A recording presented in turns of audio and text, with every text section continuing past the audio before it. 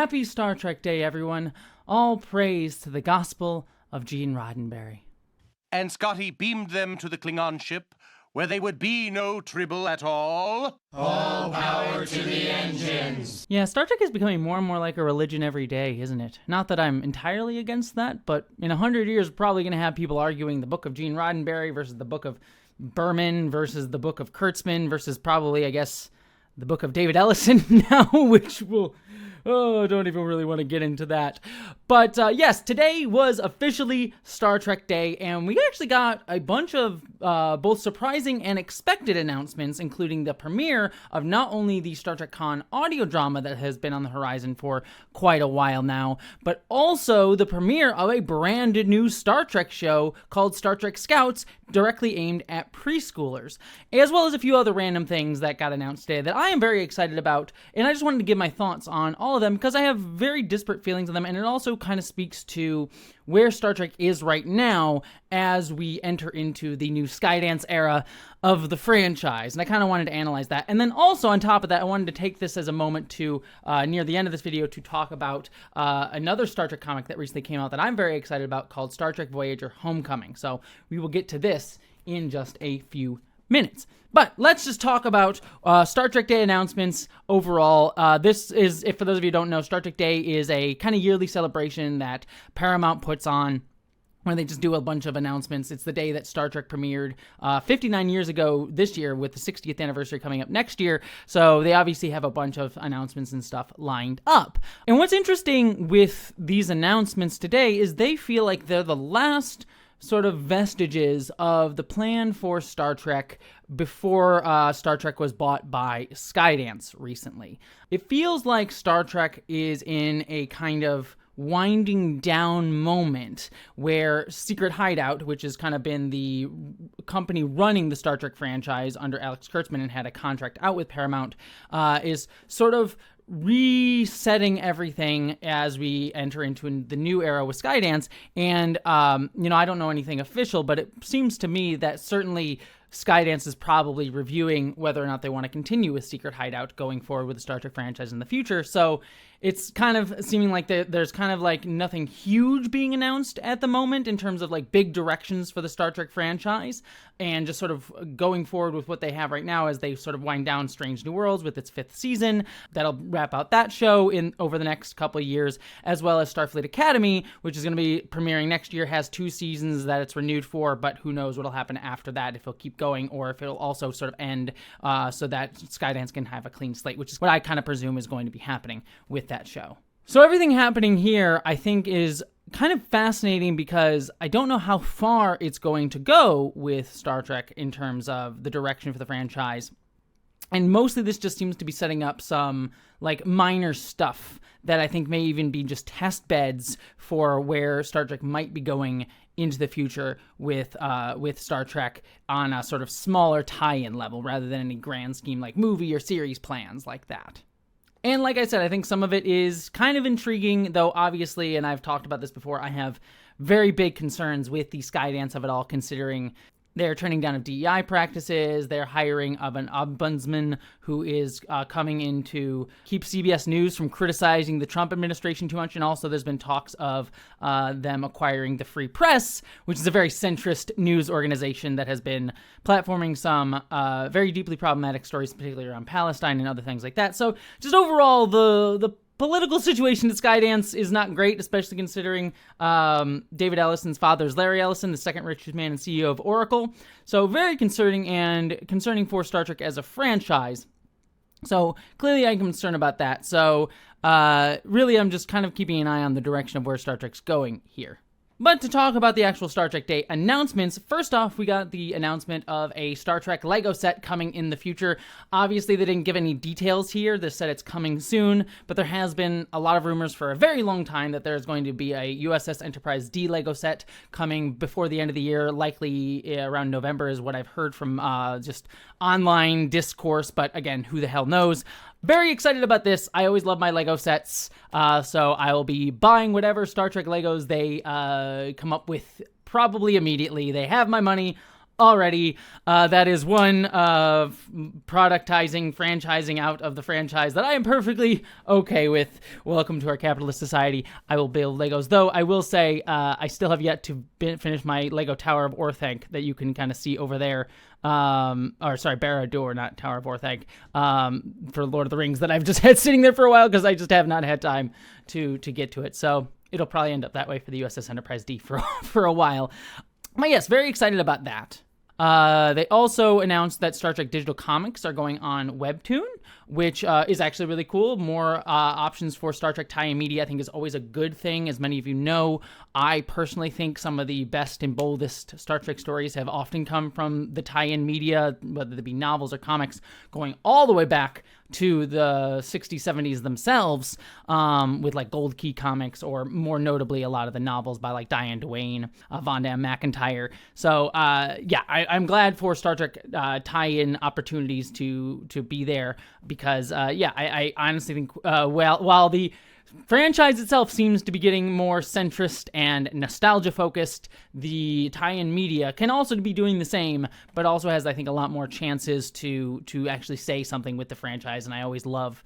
Which brings me to, I think, one of the most surprising things for me, which was the Star Trek Con audio drama released its very first episode today as well. This has been long coming. They announced, I think, this audio drama way back in 2003, maybe 2002 at Star Trek Day then. And back then they announced that it was going to be written by Nicholas Meyer, who was the director of Wrath of Khan, and also Undiscovered Country, as well as an executive producer on Star Trek Discovery, and also was a writer for Star Trek Voyage Home. So a guy who's been part of Star Trek for a very long time now and knows Khan specifically well, and who had been pitching this Khan prequel series all the way back since around the Discovery era, originally as a TV show, and now is sort of turning it into an audio drama. However, it has shifted over time, so now while the story was by him, it was actually being written by Star Trek tie-in novel authors Kirsten Beyer and David Mack, with Kirsten Beyer also being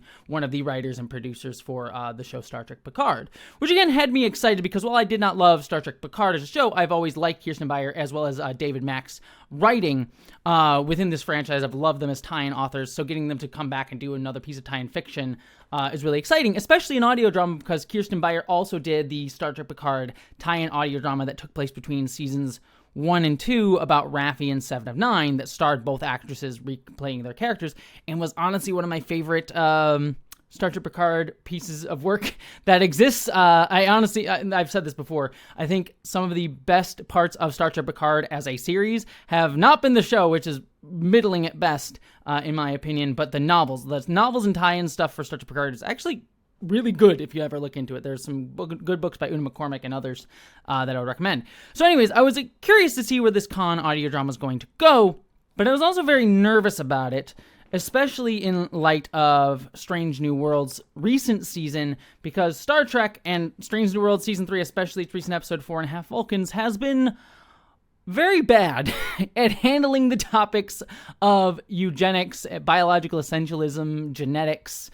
4.5 Vulcans episode was absolutely terrible in that regard, in its handling of La'an and biological essentialism. Go watch my review for further stuff on that. So for a Star Trek property to dig into the character of Khan, and Khan has also been used fairly badly, look at Into Darkness, I was a bit reticent because there's potential there for some really bad storytelling around how you position a character like Khan, who was a character created in the 60s to expressly be a critique of eugenicist thought. And now we have characters like La'an, who is a descendant of Khan, literally being used in stories that basically have eugenicist logic baked into them without ever pushing back against them.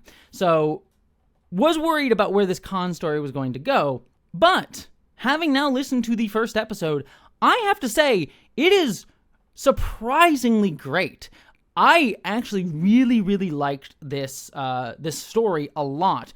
I would highly recommend going to listen to it, and I won't give away too much about the plot of it, but obviously it is about Khan after he was abandoned by Kirk on City Alpha 5, but it has this really interesting framing device where it's set in the Star Trek sort of Lost era after Kirk had disappeared in the Nexus, but before the start of the USS Enterprise, Star Trek The Next Generation with the USS Enterprise D crew going off.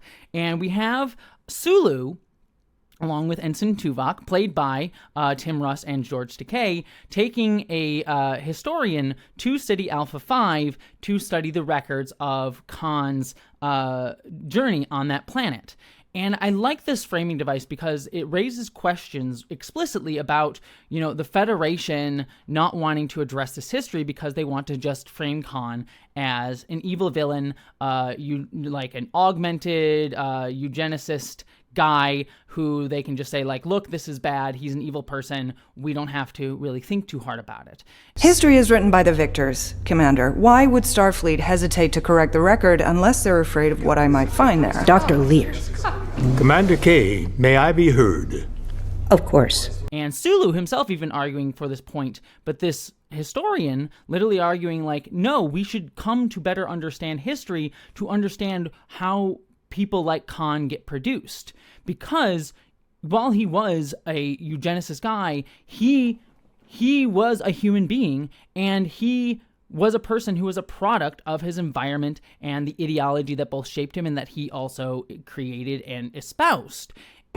It's not just about Khan. The seeds of good and evil are within every human soul. Does that make men like Khan inevitable? Are the best of us one bad circumstance, one twist of fate away from succumbing to the darkness that lives in all of us? And that is Star Trek to me.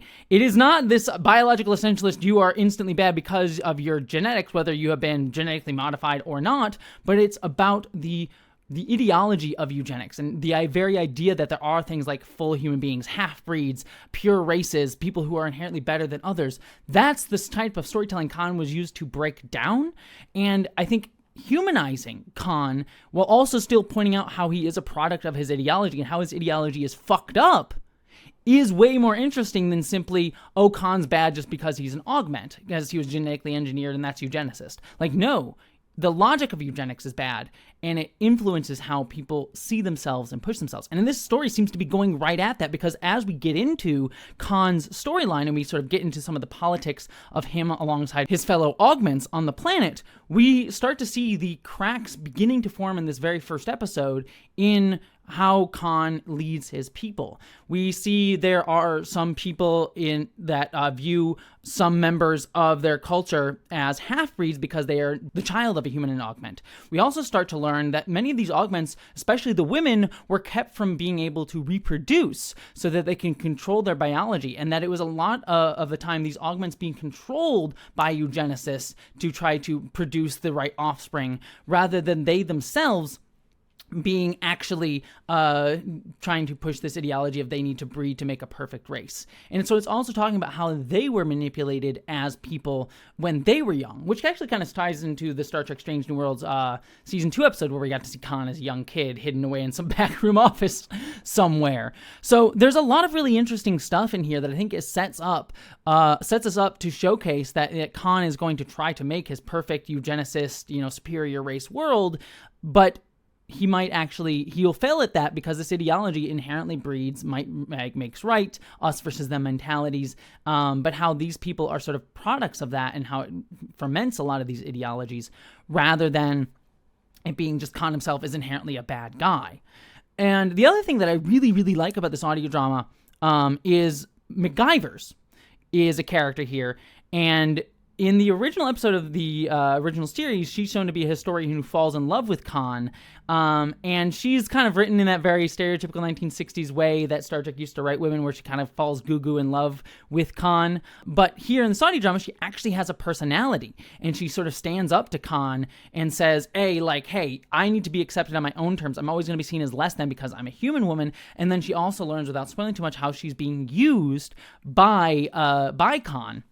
We are humanity perfected in strength, in intellect, in vision. Future generations will marvel at what we are about to build here. I hope you're right, Khan. And I will do everything I can to assist you. From your cargo pod. I need a place that is my own. A place to work, to think, to record the history you intend to make, and as much of what came before it as you're willing to share with me. If they're going to accept me, it must be for me. And I also like that she points out at one point in the story, like Khan gives this like great men of history speech, and she goes, no, actually in history, those stories of great men were just the product of propaganda that these men created. In 1519, when Spanish conquistador Hernan Cortés reached Mexico, he knew his mission would be long and bloody. So after he and his men went ashore, he burned his ships. From that moment, his men understood that there would be no turning back. The only way left was forward. That's the legend, but it's not the truth. When Cortés left Cuba, his charter had been revoked. His expedition was an act of mutiny against the governor. So when he reached Mexico, he scuttled 10 of his 11 ships. For his men, there would be no hope of retreat. But he was enough of a coward that he made sure to leave himself a way out.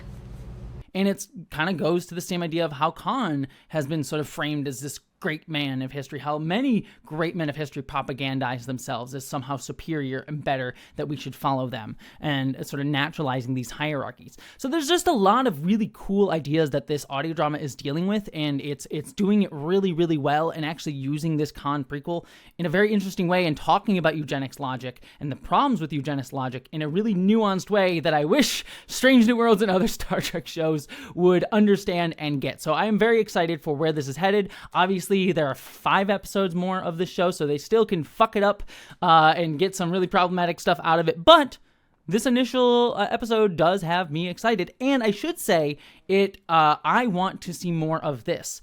As many of you know, I have always been a big proponent of Star Trek tie-in media, as I said before, but also specifically Star Trek audio dramas. There's actually been a ton of Star Trek audio dramas in years prior, with some of my favorite being like Spock vs. Q, that was done by Leonard Nimoy and John Delancey years ago. There were also some Captain Sulu audio dramas that this Star Trek Con one seems to be following in the vein of. There was some just really great audio drama stuff out there. There was even some in like, I think like the 70s. I have like a vinyl right over here. Actually, let me get it.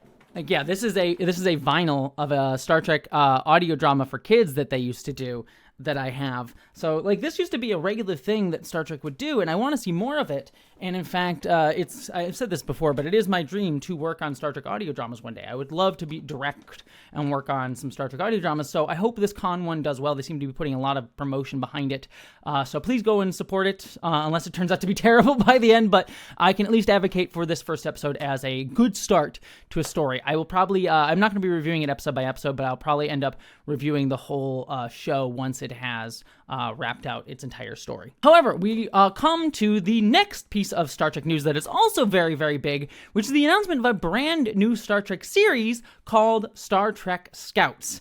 Now, this there was an announcement of this a few months ago, but I didn't even realize that they were going to release it so soon. But this is a preschool-focused show that is going to be releasing on YouTube that are about 3 to 4 minute episodes with a bunch of Star Trek kids doing Star Trek missions that's supposedly there to teach kids about science and technology and stuff like that. I have thoughts about this series, but I want to kind of make clear, because there's already been videos released on YouTube of people hating on this show, being like, who is this for? This is dumb. This is stupid. That argument, these people make me so infuriated. It's always just using, whatever thing that looks like unserious or for kids or anything that's not for them specifically as proof that like Star Trek is dying, or it's dumb, or it's stupid or silly, or Alex Kurtzman is destroying everything. They did the same thing with the very similar Star Wars Young Jedi Adventures series that Disney Plus released. They did a very similar thing with the Star Wars franchise and that. And it's very frustrating because like, it's okay for elements of Star Trek to exist that are not for you. It is okay for things like Star Trek Scouts to be a show that exists that is aimed at kids. I think Star Trek needs more shows to bring kids into the franchise, because the franchise is getting older. I am probably one of the last group of people that caught Star Trek in the 90s, because I started growing up on Star Trek Enterprise, so I'm like the oldest, or the youngest of that generation of people that there is, and certainly a lot of those folks are watching Star Trek now, still of that era to a degree, whether they're hate watching it or loving it. But it has not picked up as many younger fans. It has picked up some, but not as many. There was an attempt with Star Trek Prodigy, which I loved Star Trek Prodigy, but it was a show aimed at a slightly older audience in terms of kids, and there's not really a place for kids to sort of get into Star Trek. And I think Prodigy was a really good show, but it did end up being a little bit focused, especially in its later seasons, on bringing in elements from other Star Trek shows. I won't spoil too much, but focused on bringing in other characters from Star Trek shows that kids necessarily wouldn't have had a connection with, and felt a little bit like it was a Star Trek show made for a kid who had been a Star Trek fan for 30 years. And I say that as someone who loved Prodigy, thinks it's really, really good, and thinks everyone should watch it. And I think kids will get a lot out of it. And I think it's definitely a show that like kids and their parents could watch and enjoy together.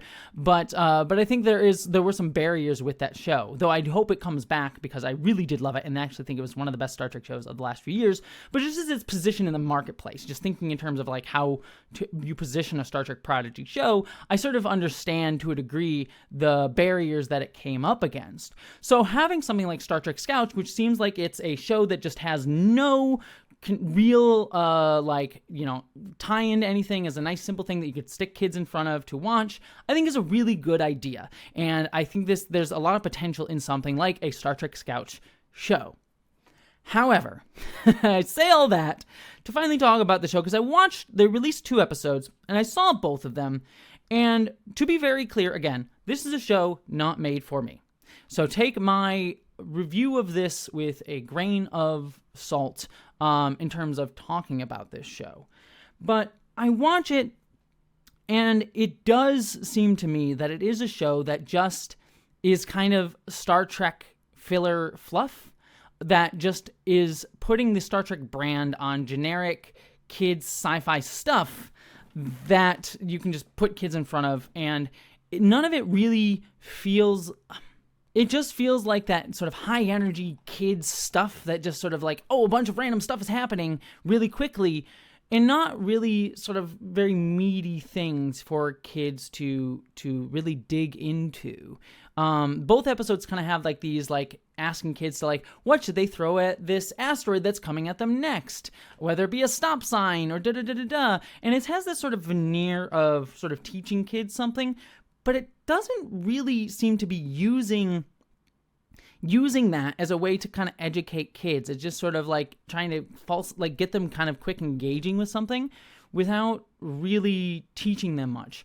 And it kind of feels more like in the vein of like Paw Patrol, which is like these high energy things, rather than something like Bluey. And I've watched a few episodes of Bluey, and I think what makes Bluey such a good show for kids is that it is focused on preschool stuff, but it isn't just like high energy stuff thrown at a wall. It is being slow and teaching kids about emotions and how to handle emotions in a way that they can grapple with and understand. Like it deals, because the thing with kids is they feel emotions just as much as any adult does. They're human beings. They feel just as deeply, but they don't have the language or coping mechanisms or brain development to know how to handle those things. And so something like Bluey manages to teach those lessons on a level that they can understand and help them develop those coping mechanisms and tools. And I think you could do something like that with Star Trek in a very similar way that does so through the realm of science, because Star Trek to me is always about like using science or technology to help us learn more about ourselves and our emotions. People always say like logic and emotion should be separate in Star Trek, like it should be the smart sci-fi show, but Star Trek to me has always been about marrying those two things. And so I look at Star Trek Scouts, not to get all high-minded about it, but it just, again, it's not bad. I'm sure it'll be a great show for parents to sit their kid in front of, and they'll enjoy. The kids will probably enjoy watching it maybe. But I really do think like it does just feel like a little bit of like scattershot, here's a bunch of Star Trek stuff, without there being a lot of substance to it. And that's kind of saddening to me, because that has been more and more my concern with Star Trek, not just in this kids way, but if I look at something like Strange New Worlds this year, my biggest problem with Strange New Worlds is that it's sort of stripping Star Trek of a lot of what it wants to say, just so it becomes a Star Trek aesthetic, focused on nostalgia and references and older stories, and stripping Star Trek of its ability to say something meaningful about today, of having something to say, whether it doesn't have to be all high-minded speeches, but it should say something to the context of what we're in right now. And Strange New Worlds just seems like it's trying to make this like vapid, empty, timeless Star Trek show that is timeless because it's not saying anything. And that's kind of sad, and it speaks to the sort of productizing, the corporatizing of Star Trek as a franchise and as a brand. That has been a growing problem with Star Trek over the past few years. I think probably the biggest example of that was the Section 31 movie, which explicitly one of the actors on Section 31 said was created because Alex Kurtzman and Secret Hideout believe that Star Trek needs to open up to a new audience. But their way of doing that with something like Section 31 was making a bland action movie reminiscent of the 2016 Suicide Squad movie, without like taking in any of like the themes and ideas that Star Trek usually has. So you're just sort of creating this product, this bland version of Star Trek that doesn't really tie into any of its themes and ideas, just to make this sort of vapid version of Star Trek. And we're seeing that with Section 31. We're starting to see that with Strange New Worlds. And I think Star Trek Scouts, again, I think it's, there's a lot more to be said about it being a preschool show. So I don't want to hate on it too much. Like, I'm not angry at it, but it does sort of feel like there's a potential to do a little bit more here with a Star Trek preschool kids show that this isn't doing. And at the end of the day, I'm not angry or mad about it, but I just sort of see a little bit of lost potential here. Versus something like Strange New Worlds or Section 31, where I am much more upset about those things, because not only are they kind of making Star Trek into vapid, soulless products to a degree, by doing so, they're regurgitating really problematic messages because the shows aren't thinking about it. Like Section 31 being like, hey, CIA is like doing CIA, interference in foreign power stuff is cool if it's done by your quirky weirdo friends. Or Strange New Worlds falling into like what I talked about before, eugenics, logic, biological essentialism, and all that fun stuff. And again, I don't think that that's the writers of the show being actively racist or anything. But I think it's just them not thinking about it because they just want to focus on fun Star Trek sci-fi nonsense. And as a result, I think produce really upsetting messages. Star Trek Scouts is by no means on that level of badness. But I more just say it feels more like a product of that environment of thinking about Star Trek. Then I think, and it just makes me sad because I think there's more potential you could do with a Star Trek preschool thing. But again, it's 2 episodes. They said there's a 20 episode order coming, so who the hell knows? Maybe it might actually turn out to be something really special. Heaven knows Star Trek shows take their time to find out what they're doing. And again, it's a show not made for me, so take my review of it with a grain of salt.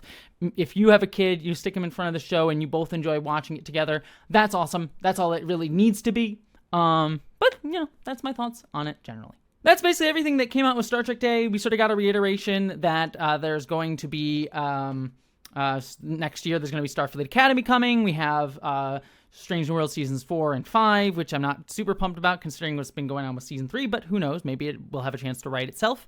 And then just a few other things, like they announced they're going to be doing some Star Trek 60th anniversary celebrations, which I'm pumped about. We'll see how that goes. They also announced that they will partner with Do Something, which is a, quote, national hub for youth-centered leadership and service. I don't know much about Do Something. Hopefully it's a really great group.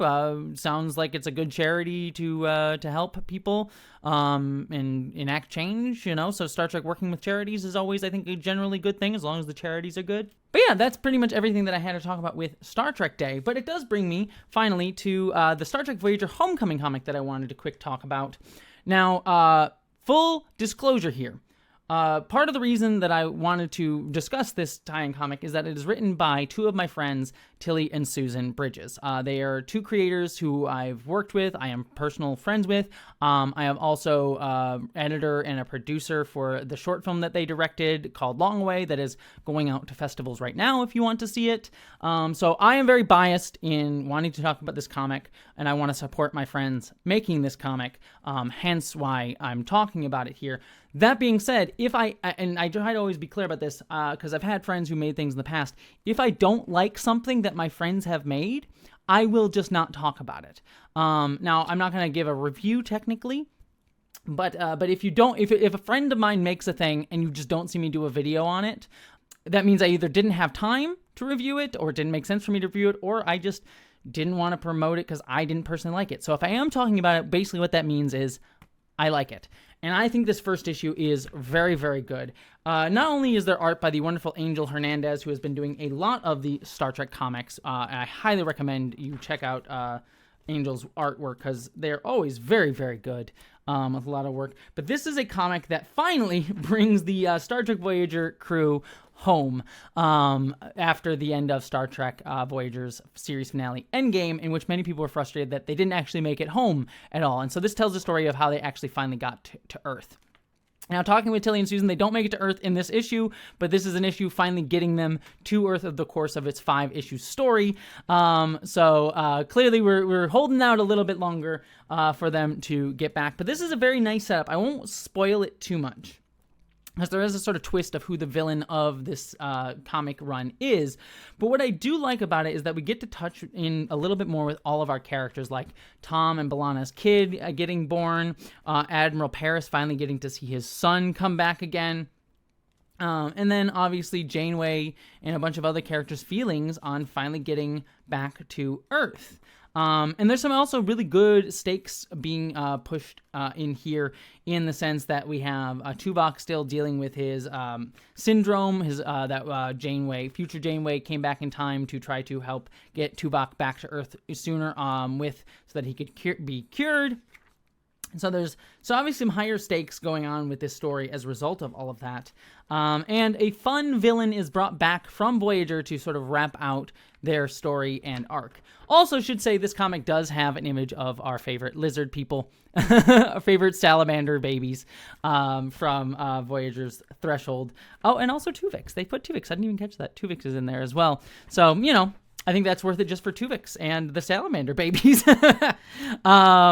So, yeah, I really, really like this comic. I just want to say, please go support this, most especially because, and I'm just going to be very frank about this, Tilly and Susan are both queer, and Tilly herself is trans. They are married together, and to be very frank, I really want to support more trans and queer creators getting to make things, especially within Star Trek, partially because that's also my dream. I want to work on Star Trek one day, and considering the backlash towards any sort of diversity and inclusion in any sort of franchise media nowadays, as our culture, just generally speaking, has become more and more conservative and overtly fascist, I think we, just generally speaking, should be trying to push to support more creators when they get to create things, both within franchises and on their own terms. You should go and support Tilly and Susan's work, regardless of having their work in Star Trek Voyager. But I think we should actively try to support and signal to the powers that be that, queer people and marginalized people deserve to have a place within the franchise. It's also a very good comic. I know a couple things about where this ultimately goes. I don't know at the end how the story wraps up, but I do know a couple things that Tilly and Susan were trying to do in this comic in the end. So I'm excited, and you should all be excited, especially if you're a queer fan of Star Trek. There's definitely some stuff that will be coming in there for you without spoiling too much. But at the end of the day, I really like it and I support it. But again, understand that I have that bias going into it. Multiple biases, I guess. Anyways, that's all my thoughts for this Star Trek day. What did you think about it, though? I'd love to hear your thoughts about the Star Trek Con audio drama, the Star Trek Voyager comic, if you've read it, as well as Star Trek Scouts. Do you think I should shut up because I'm full of shit and it's just a show for kids and that's all that needs to be? I'd love to hear all your thoughts down below. But beyond all of that, my friends, I hope you, as always, live long and prosper.